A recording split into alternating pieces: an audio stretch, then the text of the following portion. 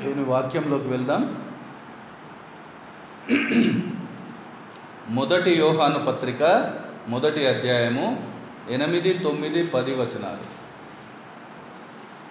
1 John chapter 1, 8, 9, 10 versus. पहला योहान का पत्रिका पहला अध्याय 8 और 9, 10 वचन.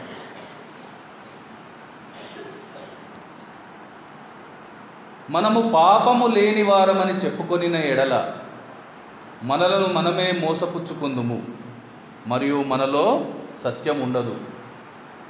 మన పాపములను మనము ఒప్పుకొనిన ఎడల ఆయన నమ్మదగిన వాడును నీతిమంతుడును గనుక ఆయన మన పాపములను క్షమించి సమస్త దుర్నీతి నుండి మనలను పవిత్రులుగా చేయును. మనము పాపము చేయలేదని చెప్పుకొనిన ఎడల ఆయనను అబద్ధికునిగా చేయువారమగుదుము, మరియు ఆయన వాక్యము మనలో ఉండదు. ప్రియ సంగమ, ఎంతో పరిచయం ఉన్న వాక్యం దేవుడు ఈరోజు మనకు చూపించి ఉన్నారు. ఎందుకంటే ఈరోజు ఒక ఆత్మీయ జీవితంలో ఎంతో ప్రాముఖ్యమైన మాట మనకు జ్ఞాపకం చేయబడుతుంది. జ్ఞాపకం అని ఎందుకంటూ ఉన్నానంటే, ఇది మనం అనేక సార్లు విని ఉన్నాం, అంటే మనందరికీ తెలుసు, కానీ నిర్లక్ష్యం చేస్తూ ఉన్నాం, మర్చిపోతూ ఉన్నాం. అందుకనే మరొకసారి మన ముందర అది ఉంచబడి ఉంది, జ్ఞాపకం చేయబడి ఉంది. మనందరికీ తెలుసు, ఒక క్రైస్తవ జీవితానికి ఉండే ముఖ్య లక్షణం పవిత్రత. ఎందుకంటే వాక్యం స్పష్టంగా చెబుతూ ఉంది, పరిశుద్ధత లేకుండా ఎవడు ప్రభువును చూడనేరడు అని. వాక్యం ఖచ్చితంగా మన ఆత్మీయ జీవితానికి, ఆత్మీయతకు ఒక హద్దును చూపెడుతూ ఉంది. అంటే ఒక పవిత్రత లేకుండా, ఒక పరిశుద్ధత లేకుండా క్రైస్తవుడిగా ఎవ్వరూ ఉండలేని పరిస్థితి. ఈరోజు అలాంటి ఆ పవిత్రత అనే హద్దులోనే మనం జీవిస్తూ ఉన్నామా, లేకుంటే ఆ హద్దులు దాటి పాపపు అగాధంలో మనం పడిపోయేవారిగా ఉంటూ ఉన్నామా? ఈ ప్రశ్న మనం ఈ సమయంలో మన అంతరంగాన్ని వేయవలసిన అవసరం ఉంది. మనల్ని మనం పరిశీలన చేయవలసిన అవసరం ఉంది, పరీక్షించుకోవలసిన అవసరం ఉంది. ఇది ఒక క్రైస్తవ జీవితంలో, ఒక విశ్వాస జీవితంలో, ఒక ఆత్మీయ జీవితంలో అనుదినము మనం చేయవలసిన ఒక పనిగా మనము గుర్తు చేయవలసిన అవసరం ఉంది. ప్రతిరోజు మనము ఈ ప్రశ్న మనకు మనం వేసుకునే ఒక అవసరాన్ని దేవుడు గుర్తు చేస్తూ ఉన్నాడు. ఎందుకంటే ఇది మాత్రమే మనలను పవిత్రులుగా ఉంచగలిగేది. ఇది మాత్రమే ఆ పరిశుద్ధుడైన ప్రభువు చెంత మనల్ని చేర్చగలిగేది. ఈరోజు మన ఆత్మీయ లక్ష్యమైతేనేమి, ఆత్మీయ గమ్యమైతేనేమి, మన సిద్ధపాటు దేనికోసం అంటే ఆ ప్రభువు సన్నిధి చేరడానికి, ఆ ప్రభువు సన్నిధి అనుభవించడానికి. దానికి పవిత్రత, పరిశుద్ధతనే ఒక హద్దుగా దేవుడు చూపెట్టినప్పుడు ఈరోజు మనము ఆ హద్దులోనే ఉంటున్నామా, ఆ హద్దు దాటి వెళ్తున్నామా అనేది ఎప్పటికప్పుడు పరీక్ష చేసుకోవాల్సిన అవసరం ఉంది. వాక్యం స్పష్టంగా ఆ పవిత్రతను ఎలా పొందుకోవచ్చు, ఎలా మనం పవిత్రంగా మారవచ్చు, ఆ పవిత్రత మనకు ఎలా అనుగ్రహించబడుతుంది, ఇవన్నీ తెలియజేసేదిగా ఈరోజు మన ముందు ఉంచబడి ఉంది. మన పాపములను మనము ఒప్పుకొనిన ఎడల ఆయన నమ్మదగిన వాడును నీతిమంతుడును గనుక ఆయన మన పాపములను క్షమించి సమస్త దుర్నీతి నుండి మనలను పవిత్రులుగా చేయును. ఇది సత్యవాక్యం. కానీ ఈ సత్యానికి విరుద్ధమైన స్థితియే అనేక చోట్ల ఈరోజు కనిపిస్తూ ఉంది. వాక్యం కూడా అదే చూపిస్తుంది. ఒకటి, నాలో పాపము లేదు అని అనుకునే ఒక పరిస్థితి. రెండవది, నేను ఏ పాపము చేయలేదనుకునే పరిస్థితి. మొదటిది, మనలను మనమే మోసం చేసుకుంటున్నాం. అలా ఉంటే నాలో పాపం లేదు అని అంటే నిన్ను నువ్వే మోసం చేసుకుంటూ ఉన్నావు, నీలో సత్యం లేదు అని వాక్యం చెప్తుంది. అలాగే నేను ఏ పాపము చేయలేదు అంటే ఆ సత్యవంతుడైన దేవుణ్ణి అబద్ధికునిగా నిలబెట్టే ఒక భయంకరమైన స్థితిలో మనం ఉంటున్నాం. ఇవి రెండు మనకు ప్రమాదమైన పరిస్థితులు. ఈ రెండు ప్రమాదకరమైన పరిస్థితుల్లో పరిష్కారాన్ని దేవుడు మనకు చూపిస్తూ ఉన్నాడు. మనం చదివిన ఆ 3 వచనాల్లో మధ్య వచనంలో ఆ పరిష్కారాన్ని దేవుడు చూపెడుతూ ఉన్నాడు. అదేంటి అంటే, మనం చేసిన పాపము ఒప్పుకొన్న ఎడల ఆయన నీతిమంతుడు, నమ్మదగినవాడు గనుక ఆయన మన ప్రతి పాపములను క్షమించి సమస్త దుర్నీతి నుండి మనలను పవిత్రులుగా చేయును. నిజానికి మనమందరము పాపులమే. దేవునికి విరోధంగా నడుచుకొని పాపము చేస్తున్న వారమే, చేసిన వారమే, ఏ తేడా లేదు. అలాంటి మనలకు దేవుడిచ్చిన గొప్ప వరం పాప క్షమాపణ. అది ఎప్పుడు మనం పొందుకోవచ్చు అంటే, మన పాపములను మనము ఒప్పుకున్నప్పుడు. ఈ అనుభవం లేకుండా, ఈ అనుభవంలోకి రాకుండా ఎవ్వరము పవిత్రులం కాలేము. ఎవ్వరము ఆ పరిశుద్ధుణ్ణి చేరలేము, కనీసం చూడను లేము అని వాక్యం స్పష్టంగా చెబుతూ ఉంది. ఆ మాట మనం విని ఉన్నాం. ఇప్పుడు మనం పరిశీలన చేసుకోవాల్సింది ఏంటి అంటే, ఈ అనుభవం అంటే పాపపు ఒప్పుదల అనుభవం మన జీవితంలో ఎలా ఉంది? నిజంగా ఆ అనుభవం కలిగి ఉన్నామా, లేకుంటే కలిగి ఉన్నాము అనే భ్రమలో ఉంటున్నామా? ఎందుకంటే ఎన్నో ఒప్పుదలలు మనం విని ఉన్నాం, చూసి ఉన్నాం, అన్నిటికంటే ముఖ్యంగా చేసి ఉన్నాం. కానీ ఏదైతే ఒకసారి ఇది పాపము, నేను తప్పు చేశాను, నేను పాపం చేశానని ఒప్పుకొని తిరిగి అదే తప్పు, అదే పాపం ఇంకొకసారి మనం చేయకుండా ఉంటున్నామా? ఇది మనం ఒకసారి పరిశీలన చేసుకోవాల్సిన అవసరం ఉంది. ఎందుకంటే మన ఆత్మీయ జీవితంలో అనేక సార్లు మనము ఈ ఒప్పుదలను కలిగి ఉన్నాం, ఒప్పుకొని ఉన్నాం, నేను తప్పు చేశాను, నేను పాపం చేశానని. కానీ ఏదైతే నీవు ఒప్పుకున్నావో, ఏదైతే మనం ఒప్పుకున్నామో దాన్ని తిరిగి మళ్ళీ చేయకుండా ఉన్న పరిస్థితి, ఉన్న అనుభవం మన జీవితంలో ఉందా? దీనికి ఉంది అని చెప్పే పరిస్థితి ఇక్కడ ఎవరిలో లేదు అని నేను అనుకుంటున్నాను. ఎందుకనంటే అందరము మళ్ళీ అదే తప్పులు చేసేవారిగా ఉంటున్నాం. ఇది బాధగా మనకు అనిపించవచ్చు, కానీ ఇదే వాస్తవం. ఒకసారి ఒప్పుకున్న తప్పు అంటే, ఎప్పుడు ఒప్పుకుంటాం తప్పు? ఇది తప్పు అని అర్థం చేస్తేనే కదా ఒప్పుకునేది. మనం అర్థం చేయకుండా ఏ రోజు అది ఒప్పుకోము. మనం ఒప్పుకున్నామంటే ఇది తప్పు అని మనకు అర్థమైంది.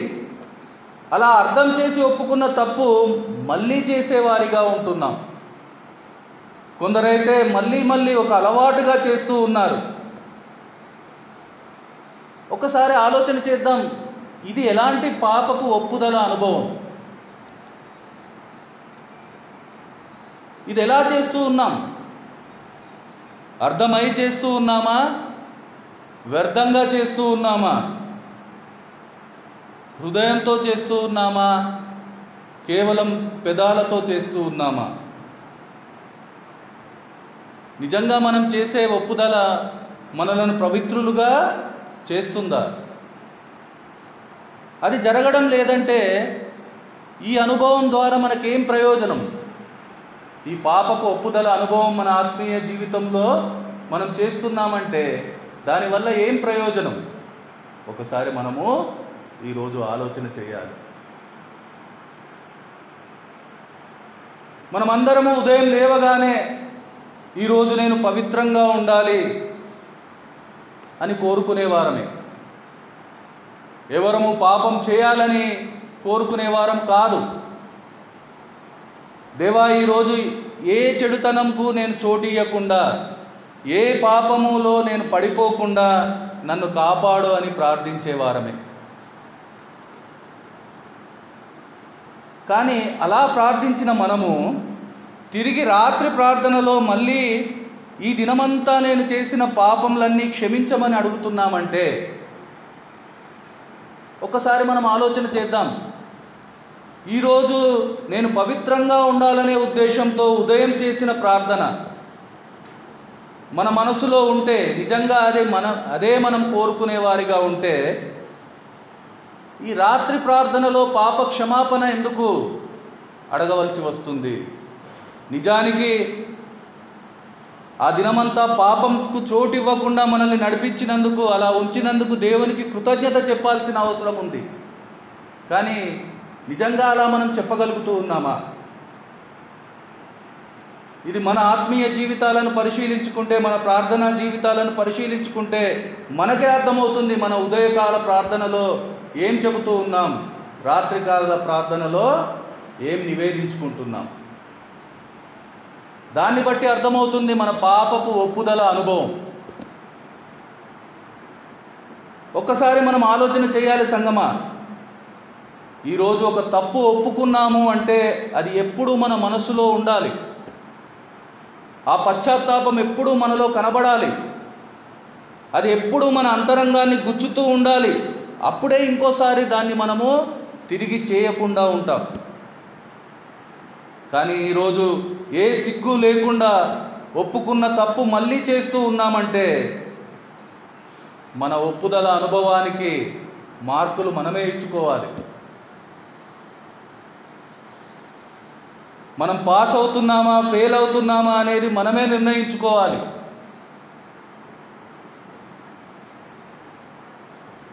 ఈరోజు బైబిల్లో కనిపించే కొన్ని పాపపు ఒప్పుదల అనుభవాలను దేవుడు గుర్తు చేస్తూ ఉన్నారు. ఆ అనుభవాల ద్వారా మనం సరిచేయబడడానికి దేవుణ్ణి వేడుకుందాం. మొదటగా మనం చూస్తే మత్తయి సువార్త 27:4-5 మత్తయి 27:4 और 5 మాథ్యూ 27:4 and 5. నేను నిరపరాధ రక్తమును అప్పగించి పాపము చేసి తినని చెప్పెను. వారు దానితో మాకేమి, నీవే చూచుకోమని చెప్పగా అతడు ఆ వెండి నాణములు దేవాలయంలో పారవేసిపోయి ఊరిపెట్టుకొనెను. ఇక్కడ మనం చూస్తూ ఉన్నాం, యూదా ఒప్పుదల మనకు కనిపిస్తుంది. కానీ ఆ ఒప్పుదల అతన్ని శిక్ష నుంచి కాపాడలేకపోయింది, తప్పించలేకపోయింది.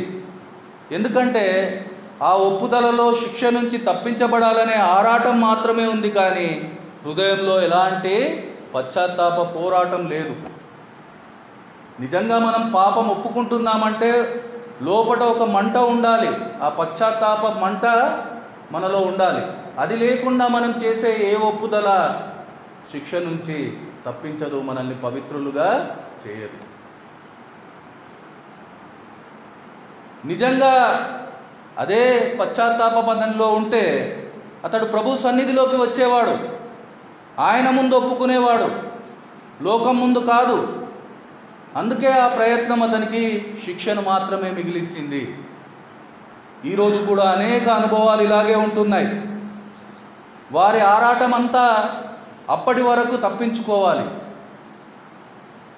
దాని నుంచి బయటపడే ఆలోచనే. అందుకోసం ఏదో కొన్ని మాటలు చెప్పాలి, మనుషుల ముందు మంచివారు అనిపించుకోవాలి. అందుకనే వారు మనుషుల ముందే ఒప్పుకుంటున్నారు, దేవుని ముందు ఆ పని చేయడం లేదు. దేవుని ముందర ప్రార్థన చేస్తారు, కానీ వారు ఆశించేది మనుషుల సానుభూతి, మనుషుల మెప్పు. అందుకనే వారి ప్రయత్నం దేవుణ్ణి చేరలేకపోతుంది, దేవుడిచ్చే ఆ పవిత్రతను, ఫలితాన్ని పొందలేకపోతుంది. ఈరోజు అలాంటి అనుభవం మనలో ఉందా? అలాంటి పాపపు ఒప్పుదల మనం చేసేవారిగా ఉంటున్నామా? ఒకసారి మనము పరిశీలన చేసుకోవాల్సిన అవసరం ఉంది. అలాగే రెండవదిగా మనం చూస్తే నిర్గమకాండం 10-16, ఎక్సోడస్ 10:16, 17 and 18 ఆల్సో. निर्गम 10वां अध्याय 16 से लेके 18 तक. కాబట్టి ఫరో మోషే అహరోనులను త్వరగా పిలిపించి, నేను మీ దేవుడైన యెహోవా ఎడలను మీ ఎడలను పాపం చేసి తిని, మీరు దయచేసి ఈసారి మాత్రమే నా పాపం క్షమించి నా మీద నుండి ఈ చావు మాత్రం తొలగించుమని మీ దేవుడైన యెహోవాను వేడుకొనుడనగా, అతడు ఫరో యొద్ద నుండి బయలు వెళ్ళి యెహోవాను వేడుకొనెను. ఇక్కడ ఫరో ఒప్పుదల మనం చూస్తూ ఉన్నాం. ఇది కూడా శిక్ష నుంచి తప్పించుకోవడానికి, ఆ శిక్షకు భయపడి ఒప్పుకున్నదే. ఇప్పటి వరకు తప్పిపోతే చాలు అనే ఒక సమయానుకూల ఒప్పుదల, ఏ సమయానికి తగ్గట్టు ఆ సమయంలో చేసే ఒక పని. పైగా ఇక్కడ అతను నేను పాపం చేశాను, మీరు నా తరపున దేవుణ్ణి వేడుకోమని అడగడంలోనే అతని ఒప్పుదలలోని నిజాయితీ, యథార్థత మనం అర్థం చేయవచ్చు. అందుకనే ఆ ఒప్పుదల అతన్ని కాపాడలేకపోయింది, ఐగుప్తు తొలిచూలు పిల్లలను కాపాడలేకపోయింది. అలాంటి ఒప్పుదలలు ఈరోజు మన మధ్యలో కూడా వినిపిస్తూ ఉంటాయి. వారు చేసేవన్నీ చేస్తూ ఉంటారు. వారు తెలియక చేస్తారా అంటే కాదు, వాళ్ళకు తెలుసు, తెలిసే చేస్తారు. దానివల్ల కష్టాలు కొని తెచ్చుకుంటారు. అవి దూరం కావడానికి అందరి ముందు తప్పు ఒప్పుకున్నారు, ప్రార్థన సహాయం అడుగుతూ ఉంటారు. నిజానికి అందులో ఏ నిజాయితీ ఉండదు, యథార్థత అంతకన్నా ఉండదు. అందుకనే ఆ శిక్షనైతే వాళ్ళు తప్పించుకోలేకపోతున్నారు. మూడవదిగా మనం చూస్తే యెహోషువ 7:20-21, జోషువా 7:20 and 21, యెహోషువ 7वां अध्याय 20 और 21वां वचन. ఆకాను యెహోషువతో, ఇజ్రాయేళ్ల దేవుడైన యెహోవాకు విరోధముగా నేను పాపము చేసినది నిజం. దోపుడు సొమ్ములో ఒక మంచి షీనారు పైవస్త్రమును, 200 తులముల వెండిని, 80 తులముల ఎత్తుగల ఒక బంగారు కమ్మిని నేను చూచి వాటిని ఆశించి తీసుకుంటిని. అదిగో నా డేరా మధ్య అవి భూమిలో దాచబడి ఉన్నవి. ఆ వెండి దాని క్రింద ఉన్నదని ఉత్తరమిచ్చి తాను చేసినదంతయో ఒప్పుకొనెను. ఆకాను ఒప్పుదల. ఇది కూడా శిక్ష నుంచి తప్పించబడలేదు. ఎందుకంటే ఈ ఒప్పుదల ఎలాంటిది అంటే, అతడు తాను చేసిన తప్పు అప్పటి వరకు దాచిపెట్టి ఉన్నాడు. బయటపడుతుంది అని అర్థమైనప్పుడు, ఇక తప్పించుకోలేము అని అతనికి అర్థమైనప్పుడు ఒప్పుకునే ప్రయత్నం చేశాడు, ఒప్పుకున్నాడు. ఈరోజు కూడా అలాంటి ప్రయత్నాలు, ప్రయాసాలు కనిపిస్తూనే ఉన్నాయి. అప్పటి వరకు తాము అమాయకులము, మాకేమీ తెలియదు అంటూ మాటలు చెప్పే వారు దేవుడు వారి తప్పులను బయలుపరిచినప్పుడు, లేకుంటే వాళ్ళు ఇంకా దాచిపెట్టలేని పరిస్థితి దేవుడు వాళ్ళ జీవితంలో ఇచ్చినప్పుడు వాళ్ళు ఆ తప్పులను ఒప్పుకునే ప్రయత్నం చేస్తూ ఉన్నారు. ఇది ప్రయత్నం మాత్రమే. అందుకనే దానికి ఏ ఫలితము వాళ్ళకు దొరకడం లేదు. ఆ శిక్ష నుంచి వాళ్ళు తప్పించబడడం లేదు. మనం అర్థం చేద్దాం, ఇలాంటి ఒప్పుదల చేసేవారిగా మనం ఉంటే జాగ్రత్త పడవలసిన అవసరం ఉంది. నాలుగవదిగా మనం చూస్తే మొదటి సమూయేలు 15:24-25 వచనాలు. 1 Samuel 15:24 and 25, पहला समूएल 15 अध्याय 24 और 25वां वचन. సౌలు జనులకు జడిసి వారి మాట వినినందున నేను యెహోవా ఆజ్ఞను నీ మాటలను మీరి పాపము తెచ్చుకొంటిని. కాబట్టి నీవు నా పాపమును పరిహరించి నేను యెహోవాకు మొక్కునట్లు నాతో కూడా తిరిగి రమ్మని సమూయేలును వేడుకొనెను. ఇక్కడ సౌలు ఒప్పుదల. అతను కూడా ఒప్పుకుంటున్నాడు, కానీ ఆ ఒప్పుదల అతన్ని శిక్ష నుంచి తప్పించలేదు. దేవుడిచ్చిన అభిషేకాన్ని కోల్పోయాడు, అవమానకరమైన మరణాన్ని పొందుకున్నాడు. ఇందులో మనం గమనించవలసిన విషయం ఏమిటంటే, అతడు తప్పు చేశాడు, ఒప్పుకున్నాడు, కానీ ఏదో ఒక సాకు చూపించి తన తప్పును సమర్థించుకునే ప్రయత్నం చేస్తూ ఉన్నాడు. ఈరోజు కూడా అనేక మంది ఇలాంటి ప్రయత్నాలు చేస్తూ ఉన్నారు. తమ తప్పులను ఒప్పుకుంటున్నారు, కానీ ఏదో ఒక సాకు, ఎవరినో ఒకరిని కారణంగా చూపించి ఆ ఒప్పుకునే ప్రయత్నం చేస్తూ ఉన్నారు. దీనివల్ల చేశాను, లేకుంటే తప్పనిసరి పరిస్థితుల్లో నేను ఇది చేయడానికి చేసే అవసరం వచ్చింది, అంతేగాని నిజంగా నాకు చేయాలని లేదు, అది నాకు తప్పని తెలియక కాదు, కానీ అలా జరిగిపోయింది అంటూ ఇలా సమర్థించుకుంటూ, పైగా ఏదో త్యాగం చేసినట్టు ఒప్పుకునే ప్రయత్నాలు ఈరోజు కూడా ఉన్నాయి. అవి కూడా దేవుని అనుగ్రహాన్ని పోగొట్టుకుంటున్నాయి, శిక్షకే పాత్రంగా నిలబడుతూ ఉన్నాయి.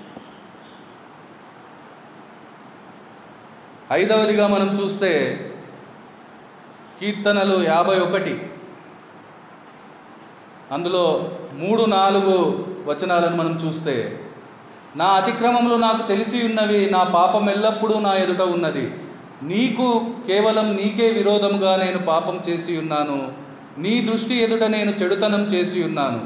కావున ఆజ్ఞ ఇచ్చినప్పుడు నువ్వు నీతిమంతుడుగా అగుపడదువు, తీర్పు తీర్చినప్పుడు నిర్మలుడుగా అగుపడదువు. ఇది దావీదు ఒప్పుదల, మనందరికీ తెలుసు. ఇక్కడ మనం చూస్తూ ఉన్నాం 51వ కీర్తన, పశ్చాత్తాపం కనబడుతుంది అందులో.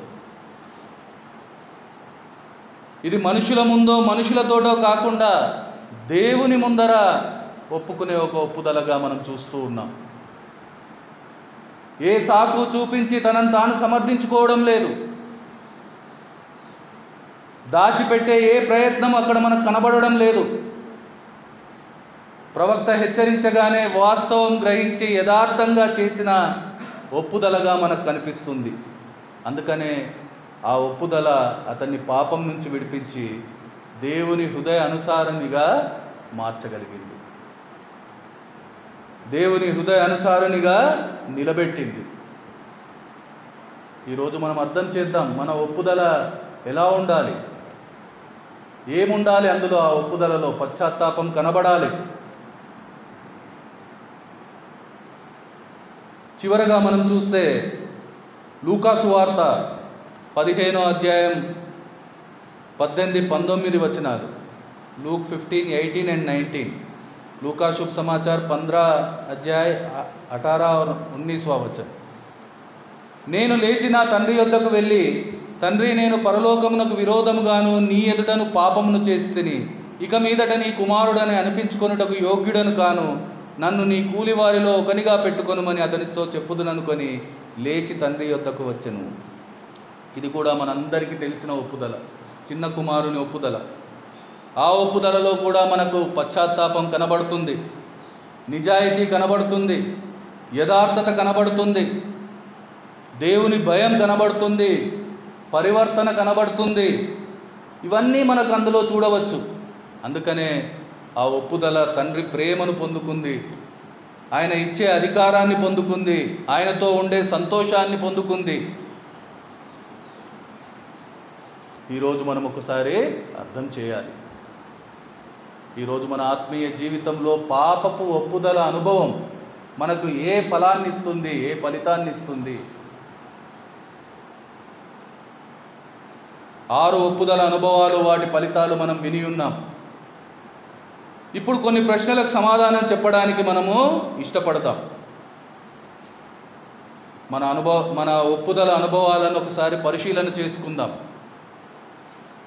శిక్ష నుంచి తప్పించుకోవాలనే ఆరాటం మాత్రమే ఈరోజు నీ ఒప్పుదలలో నువ్వు కలిగి ఉంటున్నావా? లోకం దృష్టిలో మంచిగా ఉండాలని నువ్వు ఒప్పుకునేవానిగా ఉంటున్నావా నీ తప్పును, నీ పాపాన్ని? లేదంటే శిక్షకు భయపడి ఒప్పుకునే ప్రయత్నం చేస్తున్నావా? ఇప్పటికైతే ఏదో చేసి బయటపడాలనే ఉద్దేశంతో నువ్వు ఒప్పుకునేవానిగా ఉంటున్నావా?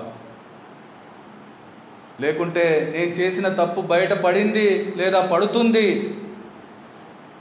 తప్పదనో లేకుంటే తప్పించుకునే ఛాన్స్ లేదనో ఒప్పుకునే వారిగా ఉంటున్నామా? మనం చేసిన తప్పుకు సాకు చూపిస్తూ సమర్థించుకుంటూ ఏదో త్యాగం చేసినట్టు ఒప్పుకునే ప్రయత్నం చేస్తూ ఉన్నామా? లేదంటే పశ్చాత్తాపంతో నిజాయితీగా యథార్థంగా పాపభీతితో దేవుడు చూస్తున్నాడనే భయంతో పరివర్తన కలిగిన హృదయంతో మన పాపాలను మన తప్పులను ఒప్పుకునేవారిగా ఉంటూ ఉన్నామా?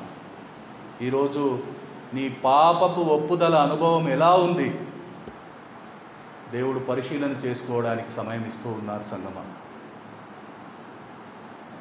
దానిని బట్టే ఫలితం ఉంటుంది, దానిని బట్టే నీ జీవితంలో పవిత్రత వస్తుంది, దానిని బట్టే నువ్వు ఆ పరిశుద్ధుడైన దేవునితో సంబంధం సహవాసం చేయగలుగుతావు. ఇది అర్థం చేసుకొని ప్రార్థన చేసుకుందాం. అందరము లేచి నిలబడదాం.